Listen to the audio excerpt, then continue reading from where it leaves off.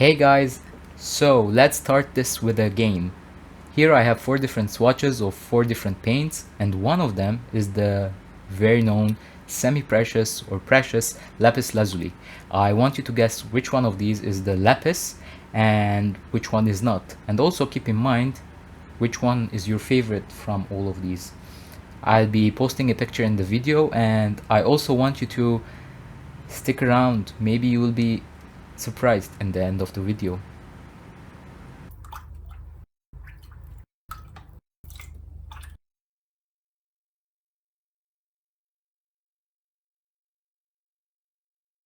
Hey guys, how are you? I hope you're all doing well and you're healthy. So before we show the final reveal and get surprised, let's specifically talk about lapis. So lapis is a semi-precious to precious stone, which you can see here. And this is a whitish blue stone which they grind and they remove the white part and they keep the blue part, which is very loved and appreciated by many artists. And this pigment used to be one of the most important pigments in painting. And you know that throughout history, before the pigments and paints were present commercially in art shops and stuff, people or artists used to grind their own pigments and create their own paints. So this was very known, especially before the plein air movement and people who started to do the impressionist paintings. So first we have to see that this paint was actually used throughout civilization, and especially in more of the religious paintings. And we can see here, for example, this painting from Rogier van der Weyden, which is called the Annunciation, contains lapis lazuli, and it has been proven scientifically that it contains the pigment. And we can see another example from the Italian painter Fra Angelico, which has this painting called the Coronation of the Virgin. You can see that the people he painted and their robes are actually painted with lapis lazuli. And finally, the very known Italian painter Leonardo da Vinci has a very known painting, which is the Virgin and Child with Saint Anne. We can see that in his painting he used lapis lazuli to paint Virgin Mary's robe and also Saint Anne's robe. So all these paintings are approximately during the 1400s, and we can see that the painters have used lapis since there wasn't any alternative, and it was quite expensive then to find this and to mine it and also to use it. So this is when a French chemist came in 1826, and he decided to create an alternative to lapis lazuli. And by combining kaolin, which is similar to clay, and sulfur and also sodium carbonate, he was able to chemically make a version which is so similar to lapis, which is done by a chemical process called calcination, and it involves heating and stuff. And through this process he was able to formulate a non-organic version of this pigment, and by this he was able to make this pigment more available to the mass audience and to artists who have found that the lapis is very expensive to use. Moving away from the historical aspect of this pigment and its alternative, which is the ultramarine, I wanted to talk to you about the specific paint that I have, and that is Michael's Harding Lapis Lazuli Afghan, as you can see on the tube. So Michael Harding has been making oil paints for a long time and people really loved it, and he decided to make a new lineup of paints which are watercolor. And in this lineup he included lapis lazuli, which I wanted to try and have been wanting to try for a long time, and I was happy that he had it as a standard paint in his whole color series, and I wanted to try it because Lapis, as I mentioned previously, is a natural stone, and usually natural stones harden up very badly in pans and it is hard to re-wet. So I wanted to try the paints from Michal Harding, since Michal Harding is known for using honey, and honey is a natural humectant and keeps the paint wet and moist, and also it re-wets easier. As you can see, I have swatched here 4 different colors, and now we will see if you were right or not, and also see how you compared or which paint you actually loved. Maybe it's not lapis in the first place. So if you chose A, it would be wrong, since A is actually ultramarine from the very known brand, artist brand Amgram. Next, if you chose B, you're still wrong, since it is French ultramarine from the very known German brand Schmincke and their Horadam series. If you chose C, you were correct, since this was actually lapis. And finally, the last one is actually the Cotman, Winsor & Newton Cotman, and it's their student grade ultramarine. So as you can see, as I have them here stated in front of me, I can see that the closest out of them all is surprisingly the Cotman, which is the cheapest out of all of them. And we'll get into details of why this is true. But as you can see, C is the correct answer, and C is actually the lapis, and all the others are PB29, which is French ultramarine or ultramarine. Every band gives it a different name, but as you can see, this is a really interesting finding, since we can see that the cheapest pigment or paint in this specific case is actually similar, or it's the closest to the most expensive paint, which is Lapis Lazuli. I wanted to let you know that not only Michal Harding makes this paint, there are many different brands that make this paint, and not only Michal Harding but also a Gallo, which is an Italian brand, makes this. We have Daniel Smith also makes lapis paint, specifically watercolor, and Schmincke had it in a specific year for a limited time only. So we can see that different manufacturers also have the lapis, and I have found that they don't really differ. And I can see that especially with a Gallo, which also has honey in them, is a honey, like they use honey in their watercolor. And as you can see, this is lapis paint, and I have also swatched it here on a bigger scale so that you can see, and I'll try to zoom in.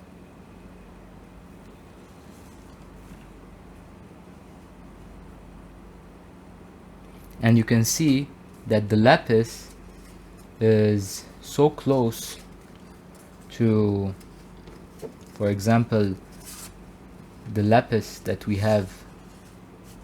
This is C, which is the lapis from Michal Harding. You can see that it's quite close in hue, especially here where I have used a lot. It's similar to it, and you can see that other brands have also tried to use this pigment, and they are really close to each other. So it is not only based on the manufacturer, but it's the pigment properties itself of it being this way and compared to the ultramarine. And here we can see the ultramarine next to the lapis for a Gallo, and you can see how more blue the ultramarine is, and it's more similar to what we get with the Schmincke or even the Amgram. So we'll go into a deeper dive into the Michal Harding and compared it to the Cotman, and I'll let you know why they actually are close to each other. Here I have a palette which is made of completely Michal Horadam paints, and if you haven't seen or checked out that video, I highly recommend you do so if you're interested in this brand. But today I'm only going to go deep into the Lapis Lazuli, and if you would like me to go in detail regarding other paints, as you can see here, please don't hesitate to leave it down in the comment section below. Okay, so as you can see here, I have Lapis in this palette, and I have left this palette quite some time now, since my last review, and it has hardened quite well. So for the start, I'm just gonna let you see how it re-wets. I'm just gonna use a DaVinci brush. This is a sable brush, and it's very soft. I will try to use only 3 strokes, and I will show you how much pigment I can get out of this. And this is very important, since my primary reason for getting Lapis Lazuli was not only that I wanted this pigment to see how it compares to other paints, I also wanted it to be easy to re-wet, since I was frustrated using other natural stone pigments like the Primatech series, since they are very hard to re-wet. So I'll be using only 3 swipes, and I'll compare it to the out of the tube version. So here we can see this is the Lapis, and I have not pre-wet the pan so that you know how it would be. So I'll take 1, 2, and 3.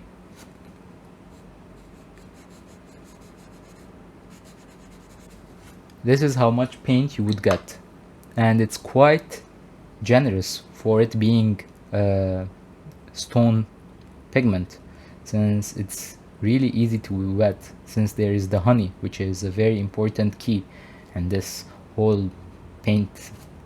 So I will also be showing you the out of the tube. So out of the tube, it also has this creamy texture, but of course you can get as much intensity as you want, and it's highly recommended that you do so, especially for natural pigment, for pigments that are made from stones and natural stones. So you can see here it's not that different. And the first thing to note is Michal Horadam is known for easy re-wetting paints, for their easy re-wetting paints, and you can see that how similar those are. Another important thing to note that is Lapis is known for its low tinting strength, which means that the paint doesn't have a lot of pigment.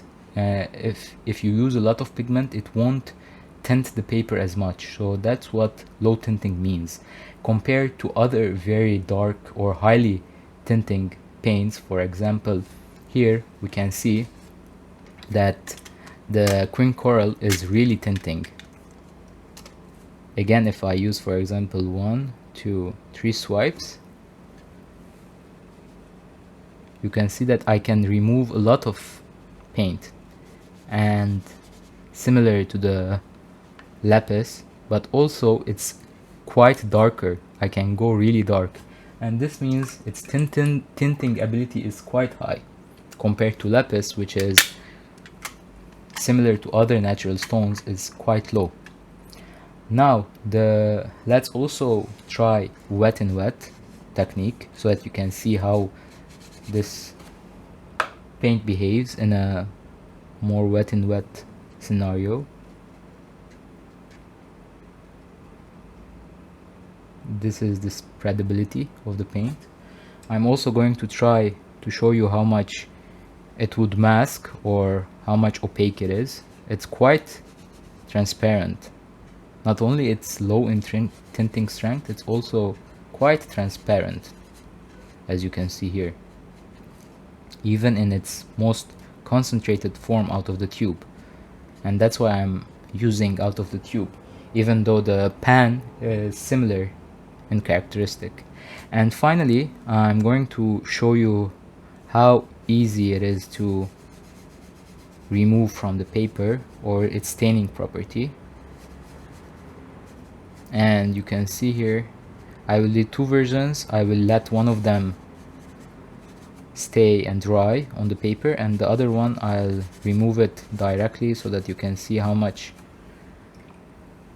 I can remove it. So I have a piece of clean tissue, and just by dabbing you can see that it lifts quite a lot, and this is really helpful if you're going to do skies and stuff, and I highly recommend this paint. So now I'll explain to you why actually from the experiment that we did, the Cotman is actually the most close to the whole lineup that I showed you. And that's actually the secret, is that Cotman, being Cotman and not like other brands, but Cotman being a student grade is actually very prominent in having, well, all student grade paints usually have low pigment load compared to binder, and that's what is needed in this simile between them. What I mean in that is that, for example, if you use, when we used the ultramarine from Amgram, which is known to be very pigmented, the color difference was huge between them. And since the Lapis is known for its low tinting strength and it's more of a pastel color, if we use something, color or paint that is student grade, which has fewer pigment load than other artist grade, we can achieve similar results to the Lapis Lazuli. But it's very important to note that if we go really dark, and I'm using here out of the tube, if we go really dark, there will be a lot of difference. As you can see here, you can start seeing the difference between the two pigments, since the ultramarine will be close to a more bluish hue and the Lapis will be more of a pastel-y, simple, or like more of a not so saturated blue. And as I add pigment here, we can see that the difference between them increases, and that's the case why the ultramarine from Amgram or Schmincke is actually farther to Lapis than the Cotman or the student grade paint. So as you can see that the Cotman is closest to Lapis, and if you don't want to really spend a lot of money and get this specific expensive paint, you can actually go with the cheaper, or the cheapest actually, student grade ultramarine, and you will get a similar result as long as you're using fairly little pigment, since Lapis is, as we said, low in tinting. And another thing that I should note that is that both, as you can see here, both of the paints are granulating, and that is one of the key points of ultramarine. And it has this beautiful granulation, which is also present in this student grade paint, and that's really important since the granulation and this property of granulation is unique only to the watercolor. Now let's go and try to remove some of the paints here that we have laid from, it has dried quite a lot, and we can see we can actually go to the white of the paper, which shows that it's really not staining. Lapis is not staining. So as you have seen here, it's quite surprising and interesting that you can have a similar effect or similar color to this most expensive and sought after pigment if you only use the student grade paint. So you don't have to spend a lot of money and get this, you just get the student grade and you will be so close to it. I would say 95% close, and you will be saving so much more. I will also let you know that if you want me to do a more in-depth review and compared to other ultramarine blues that I have, please don't hesitate to let me know. I didn't want to do more detailed ultramarine to lapis comparison as this video. I just wanted to show you an overview of how they compare and what are some properties of this lapis and how you can achieve it by, instead of buying the actual paint, how you can achieve it in a different way. And also, if you want me to do any paintings with this lapis lazuli, please don't hesitate to leave it down in the section below. I can do a monochromatic painting with it. And if you have any questions or any inquiries or anything or suggestions, I'm open for any of your suggestions. So stay safe, guys. I hope this video was helpful for many artists like me who wanted to try lapis.